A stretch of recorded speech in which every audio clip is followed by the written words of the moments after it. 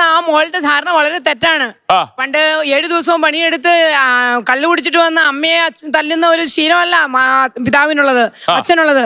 ഞങ്ങളൊക്കെ അങ്ങനെയുള്ള ഒരു കുടുംബത്തിൽ ജനിച്ചു വളർന്നവരാണ്. അവര് നന്നായിട്ട് കുഞ്ഞുങ്ങളെ നോക്കി നല്ല രീതിയിൽ കൊണ്ടുപോകുന്നതാണ്. അല്ലാതെ ഇപ്പൊ ഇറങ്ങുമ്പോഴേ എന്റെ മകൻ കോളേജിൽ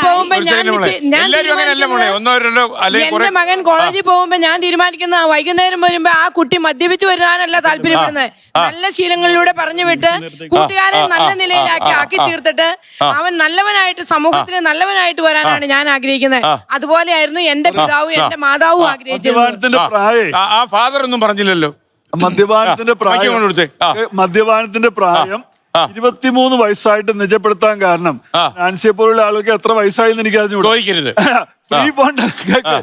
അതെ, ഫ്രീ ഫോണ്ടൽ കോർട്ടക്സ് ഉണ്ട്. ഫ്രീ ഫോണ്ടൽ കോർട്ടക്സ് 20-23 വയസ്സിലാണ് പൂർണ്ണ വളർച്ച എത്തുന്നത്. ആ സമയത്താണ് നമ്മുടെ ചിന്തയുടെയും അതുപോലെ യുക്തിയുടെയും ഒക്കെ വിചാരങ്ങൾ പൂർത്തിയാവുന്നത്. അവര് ചോദിച്ചോളൂ അവര് പറയും നമ്മളിത് പഠിച്ചതാ. അപ്പൊ അതുകൊണ്ട് ആ 23 വയസ്സ് വരെയെങ്കിലും ലഹരി ഉപയോഗിക്കുന്ന തലത്തിൽ നിന്ന് മാറിയിരിക്കണം. അപ്പൊ ചിന്തയുടെ തലത്തില് അതുപോലെ പരിഗണനയും യുക്തിചിന്തയും വികാര വിചാരങ്ങളും ഒക്കെ പക്വമാകുന്ന തലമാണ് 23 വയസ്സ്. അതുകൊണ്ടാണ് അവിടം വരെ മദ്യപിക്കരുതെന്ന് പറയാൻ കാരണം. അപ്പൊ അതിനുമുമ്പ് മദ്യപത്തിലേക്ക് പോകാതിരിക്കാനുള്ള ശ്രമം എല്ലാവരുടെയും ഭാഗത്തുനിന്നുണ്ടാവും.